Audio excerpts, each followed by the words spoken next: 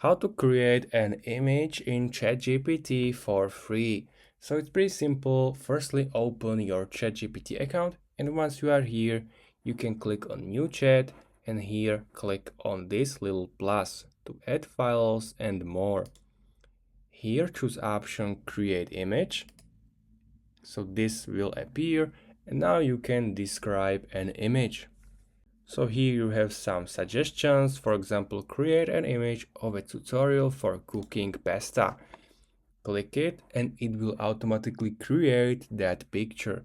So we will wait until this image will be created.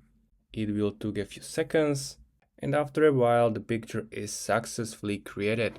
So this is the result. Down here you can also select the styles which you want. So you have many options, for example, anime. If you want to recreate it or just add what you want, simply click on this image, and here you can describe what you want to add, remove, or replace. You can also speak your text here. So if you find this video helpful, please consider subscribing and see you next time.